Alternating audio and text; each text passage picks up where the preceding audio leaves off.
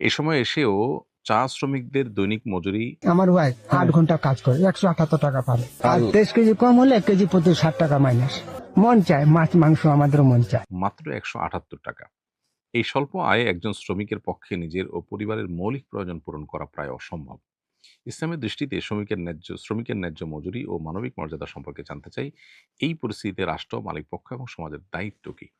খুবই দুর্ভাগ্যজনক একটি বাস্তবতা যে সিলেটে চা শ্রমিকদেরকে সারাদিন কাজের বিনিময়ে মাত্র 178 টাকা পেমেন্ট করা হয় এবং তাদেরকে একটা নির্দিষ্ট পরিমাণ চা পাতা সংগ্রহ করতে হয়।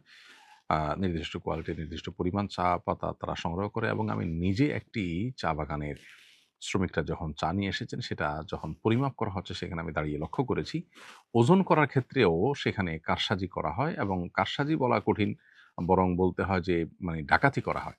তাদের সামনেই রীতিমতো বলে কয়েই ধরুন ১ কেজি ১০০ গ্রাম হলে সেটাকে ১ কেজি ধরা হয়। তো এরকম মানে এক্সাক্ট মাপটা আমার মনে নেই।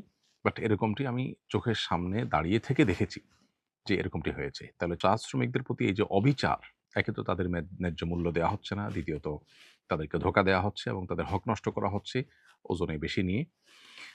এটি সন্দেহাতীতভাবে একটি সভ্য সমাজের জন্য কলঙ্কজনক অধ্যায়।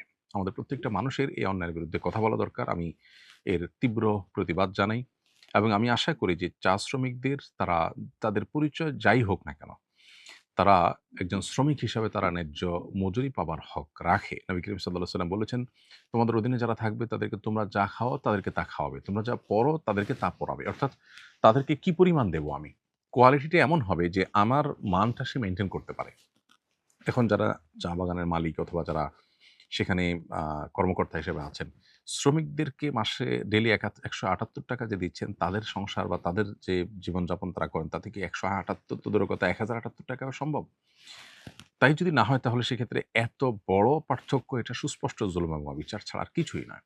এটা রীতিমতো তাদের অধিকার লঙ্ঘন করা, তাদের হক নষ্ট করা শামিল। অতএব যেকোনো মূল্যে যেকোনোভাবে এটি নিশ্চিত করা দরকার। এখানে রাষ্ট্রের, এখানে সমাজের, এখানে সংশ্লিষ্ট কর্তৃপক্ষের এবং চা বাগান মালিকের ইনভলভেশন থাকা দরকার এবং প্রত্যেকের আন্তরিক উদ্যোগে এই সমস্যাটার সমাধান হওয়া দরকার। দীর্ঘদিন থেকে এটা নিয়ে আলোচনাও তুঙ্গে উঠেছে বিভিন্ন সময়।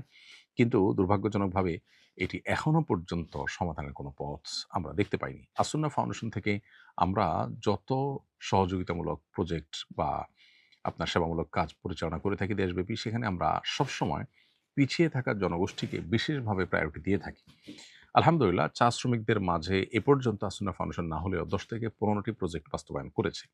শীতবস্ত্র বলুন কিংবা খাদ্য বিতরণ বলুন, অন্যান্য ক্ষেত্রে আমরা চা শ্রমিকদেরকে বিশেষ প্রায়োরিটি দিয়ে তাদের জন্য আমাদের সাধ্য অনুযায়ী আমরা সহায়তা পৌঁছানোর চেষ্টা করে থাকি। কিন্তু এটা তো স্থায়ী কোনো সমাধান না। তাদের যে ন্যায্য মজুরি, এটি নিশ্চিত করবার জন্য আমাদের প্রত্যেকটা মানুষকে সচেষ্ট হতে হবে। আমি এই ব্যাপারে সংশ্লিষ্ট কর্তৃপক্ষের দৃষ্টি আকর্ষণ করছি এবং আমরাও কাজ করে যাচ্ছি। চেষ্টা করছি যে তাদের দুর্ভোগ লাঘবের জন্য আমরা আর কি করতে পারি। আমি আশা করব সমাজের প্রত্যেকটা মানুষ এই জুলুম এবং এই অবিচারের বিরুদ্ধে তারা কথা বলবেন এবং এই সমস্যার সমাধানের জন্য বাস্তবমুখী উদ্যোগ গ্রহণ করবেন। মোহাম্মদপুরে একটি সড়ককে শাইখুল হাদিস আল্লামা আজিজুল হকের নামে নামকরণ করা হয়েছে। মরহুম বুজুর্গদের নামে সড়ক বা স্থাপনার নামকরণ বিষয়টা কিভাবে দেখছেন? আল্লামা আজিজুল হক সম্পর্কে আপনার মূল্যায়ন জানতে চাই। আলহামদুলিল্লাহ, শাইখুল হাদিস আল্লামা আজিজুল হক সাহেব রাহিমাহুল্লাহ প্রথিতযশা আলেমদের মধ্য থেকে একজন ছিলেন। শত শত হাজার হাজার আলেমদের ওস্তাদ ছিলেন এবং ক্ষণজন্মা মনীষীদের মধ্য থেকে একজন ছিলেন। তার নামে সড়ক হওয়া একটা ভালো উদাহরণ সন্দেহাতীতভাবে। বাংলাদেশে দীর্ঘকাল পর্যন্ত আমরা দেখে এসেছি যে ইসলামিস্টদেরকে কোণঠাসা করে রাখা হয়েছে। বাংলাদেশে বহু সড়ক আছে যে সড়কগুলো নামকরণ করা হয়েছে দেশি কিংবা দেশের বাইরের বিভিন্ন চিহ্নিত ইসলামের শত্রু এবং মুসলিম বিদ্বেষীদের নামে। কামাল আতাতুর্ক অ্যাভিনিউ আমাদের দেশে আছে। কামাল আতাতুর্ক কে? কী ছিল তার আইডিওলজি এবং সে কোন চিন্তা ধারণ করতো, লালন করতো? তুরস্কের মতো একটি মুসলিম প্রধান দেশকে ধ্বংস করে শেষ করার পেছনে তার ভূমিকা আছে। হ্যাঁ, তাকে আধুনিক তুরস্কের জনক বলা হয়। কিন্তু তার পেছনের যে ইতিহাস, তার যে অন্যান্য ক্রিয়াকর্ম, সেগুলো জানার জন্য আজকাল খুব বেশি দূর যেতে হবে না। আমরা অনলাইনে ঘাঁটলেই পেয়ে যাব।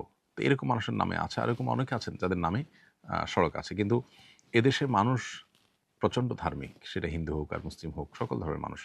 সেই মানুষগুলোর আপনার যে ডিমান্ড, তাদের যে প্রত্যাশা, সেটাকে মাথায় রেখে আসলে আজও পর্যন্ত কোনো আলেম, কোনো ধার্মিক মানুষ যাদের অনেক অবদান আছে, তাদেরকে আসলে কোনো স্বীকৃতি দেওয়া হয়নি। সো এটি একটি সুন্দর উদাহরণ এবং ভালো উদাহরণ সন্দেহাতীতভাবে সেগুলো জামাতুল ইসলাম রোড হয়ে থাকে, এটাকে সাধুবাদ জানাই অবশ্যই। শাবান মাসের আমল সম্পর্কে জানতে চাই। উত্তর হলো, শাবান মাস শুরু হয়েছে। শাবান মাসের সবচেয়ে গুরুত্বপূর্ণ আমল হলো এ মাসে বেশি বেশি নফল রোজা আমাদেরকে রাখতে হবে। নবী করিম সাল্লাল্লাহু আলাইহি সাল্লাম সম্পর্কে আয়েশা রাদিয়াল্লাহু তাআলা আনহা বলেছেন, কানা নবী সাল্লাল্লাহু আলাইহি সাল্লাম ইয়াসুমু শাবানা ইল্লা কালিলা। নবীজি পুরো শাবান জুড়েই প্রায় রোজা রাখতেন, সামান্য কয়েকটা দিন বাদে। অন্য আরেক হাদিসে আসছে যে তিনি শাবান মাসে যত রোজা রেখেছেন এত রোজা অন্য কোনো মাসে আর রাখেননি। এজন্য শাবান মাস বেশি বেশি নফল রোজা রাখার মাস। শাবান মাসে নফল রোজা ছাড়া রমজানের প্রস্তুতি টাইপের কাজ হতে পারে, স্পেসিফিক কোনো আমল আর দ্বিতীয়টি নেই। আর শাবান মাসের মধ্য রজনী লাইলাতুন নিসফ মিন শাবান, সেটি হাদিসের আলোকে মর্যাদাপূর্ণ রাত হিসেবে সাব্যস্ত হয়। সেই হিসাবে আল্লাহ তাআলার কাছে মাগফিরাত চাওয়া, আল্লাহ তাআলার ক্ষমা লাভের চেষ্টা করা, সেটা মৌলিকভাবে অবশ্যই প্রশংসনীয় হতে পারে। কিন্তু এই রাতকে ঘিরে আমাদের সমাজে বহু কাজ হয় যেগুলো কোরআনের সাথে কোনো সম্পর্ক নেই, এবং এটাকে ভাগ্য নির্ধারণের রজনী হিসাবে আমরা যারা মনে করি সেটাও সঠিক ধারণা নয়। তো শাবান মাসে বেশি বেশি নফল রোজা রাখা উচিত, বিশেষ করে শুরুর দিকে, মাঝের দিকে। তবে শেষের দিকে রোজা রাখা অনুচিত এবং নিরুৎসাহিত করা হচ্ছে বিভিন্ন বর্ণনা, বিভিন্ন হাদিসে।